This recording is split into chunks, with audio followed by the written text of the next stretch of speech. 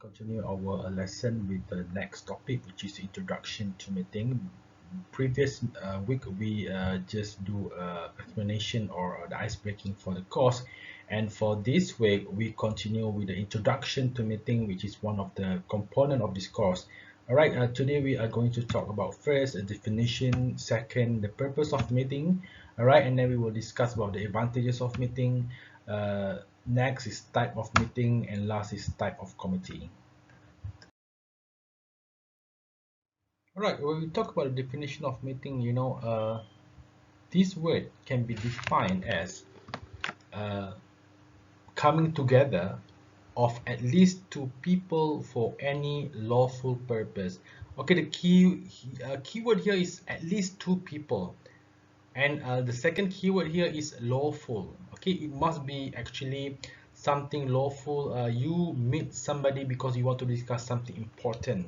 Okay, not the moment like you are gossiping or you just have a chit chat with your friend, but it must be a lawful. All right, so basically meeting can vary or can be different in size and purposes. All right, maybe you can have at least two people to meet to do meeting, or maybe you have 1,000 or million of people to do a meeting. All right, we'll discuss in a question answer session what example of a small and a big size of numbers of people who attend meeting. A certain function, all right. The first purpose of meeting is actually to give and obtain information. All right, to give the information is usually the leader, and the members will obtain the information, or maybe in some situation where the members have to report or present something, so they will give the information to all the members of the meeting. All right, maybe the members want to share knowledge and experience to solve the problem, to make important decision, because of in the meeting the decision is made not only by leader but all the members who attend the meeting. So if there are certain issues, they will discuss and they will do some sort of vote, and they can make a decision. All right, it also if you want to develop cooperation between maybe two different organizations, so you will do a meeting. All right, to make complaint and give criticism. All right, this is actually one of the way where complaints can be channeled to a positive platform, which is meeting. You don't do some sort of thing that can make damage to other people, but you make a complaint in the right medium or platform, which is meeting. All right, and meeting is done because we want to evaluate the implementation of something. For example, we have buy a certain system to be run in this college or in this company.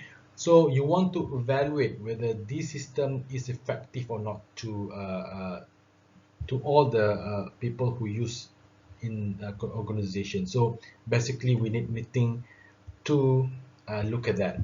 Okay, can have two type, or you can say two categories of meeting. All right, we have informal and formal. All right, and we start with informal first. All right, it is called at short notice either by a note or simply by a word of mouth. All right, they are often called to discuss matters which arise suddenly. Okay, this meeting do not usually have an agenda. It is usual to keep record of what happened at the meeting.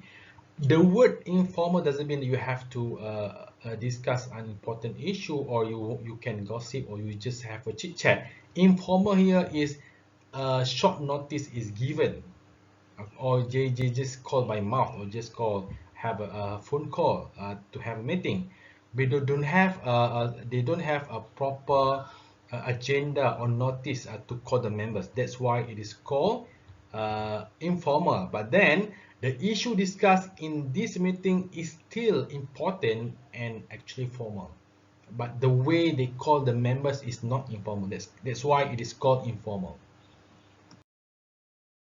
Formal meeting is now we move to formal meeting, which is we have more type of formal meeting.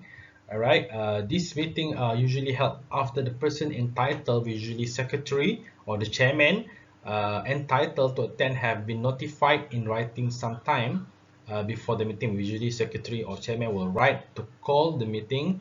They will use we call it notice, all right, accompanied by agenda, all right, and there are several types of formal meeting. Okay, first is inaugural general meeting, second is AGM or annual general meeting, the extraordinary general meeting, and then the committee meeting, or maybe the subcommittee meeting. I am going to explain one by one in the next slide. Inaugural general meeting. The word inaugural means the beginning of the meeting of the certain organization of the body. All right. Usually, it is held to decide whether a society should be formed or not.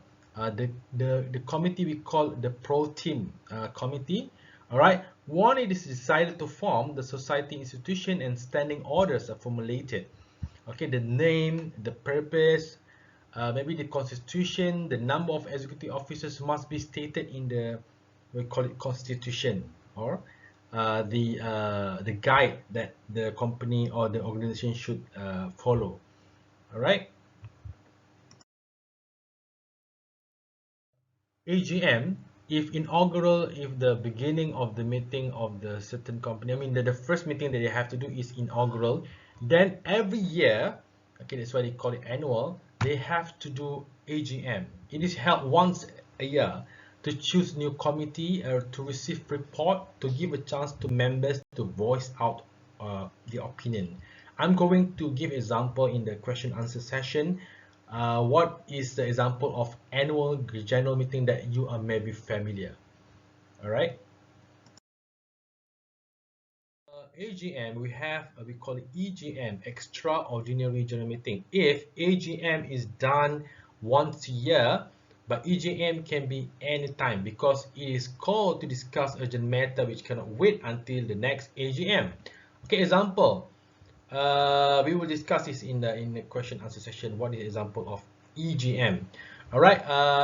An extraordinary general meeting can be called. Who can call for EGM? First is committee member, if approved by the majority of voting committee members, or the person authorized by an adjudicator's order, usually from the court. So they are entitled to call the meeting, not executive or not the standing committee, but first is committee, second is person authorized by an adjudicator order, which is from the court. All right, we will discuss about this EGM in our question answer session. Meeting that we have is quite similar. First is the committee meeting, and second is the subcommittee meeting, where the committee meeting is held to discuss the day-to-day affairs. All right.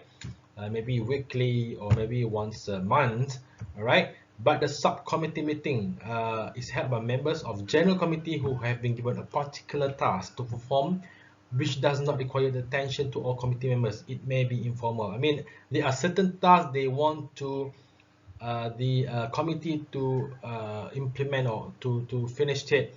Then they would monitor, and then that's it. Okay, the meeting is not done weekly or monthly. It's just maybe once or twice, then finish. All right, so that's the major difference between a committee and subcommittee meeting.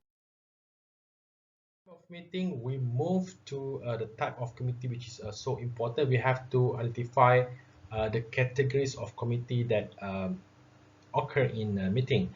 All right, committee is basically a specified number of people to whom the members commit the management of the society. Usually it comprises a chairman, okay, a secretary, and definite numbers of members, maybe 5, maybe 4, maybe more than that, maybe 10. All right, and we have actually 5 type of committees. First is executive, second is, we call it standing committees, and then we have subcommittee, and then we have ad hoc committee, and last the joint committee. We are going to explain or discuss all the type of committee in the next slide. Right, the first categories of committee we call the executive committee, which is the highest rank of committee. All right, because this committee is elected at the AGM, annual general meeting. All right, this is actually the leading committee that I said is highest rank, and they are responsible for the organization or the body, and it has a very wide executive power. All right, usually they are chairman or maybe vice chairman, secretary, treasurer, and other committees members. Plus, ex officio may also attend. Ex officio is actually the former members of executive committee. Then they function as an advisor in the executive committee. After executive, we have standing committee, where we function as, to work in a different section or separate section, such as maybe finance, education, welfare, and public relation. If you're familiar with the term bureau or exco, all right, it refers to a standing committee basically. Usually the chairman of a standing committee is a member of executive body, and they have their own committee to run, all right, this standing committee. Okay, we will discuss the example and in the classroom, in our live classroom. All right, different from standing committee, which is more permanent, we have ad hoc, which is quite is a very temporary. All right, temporary committee where the members appointed for certain purpose or certain tasks need to be done.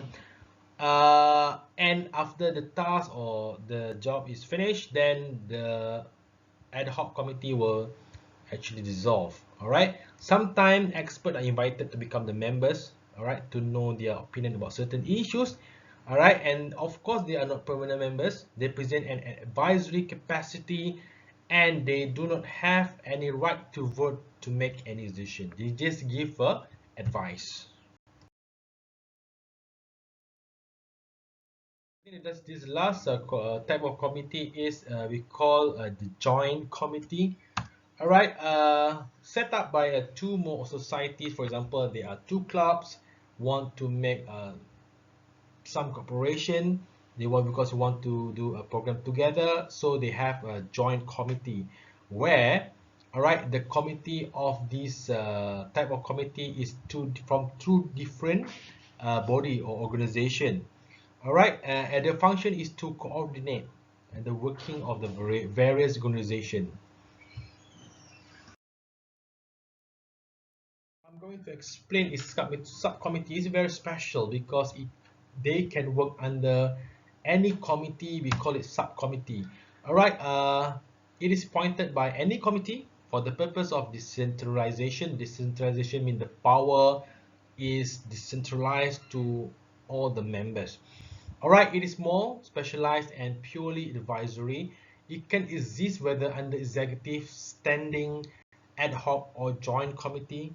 All right, so they can work to any committee, whether executive, standing, ad hoc, or joint in the hierarchy of organization. All right, so this is actually how the committee of hierarchy of committee looks like. You will see the highest rank of committee is executive committee. Under executive, we have standing committee, and then we have ad hoc committee, and we have joint committee, where each of them has their own function, and all of them can give instruction to we call it subcommittee.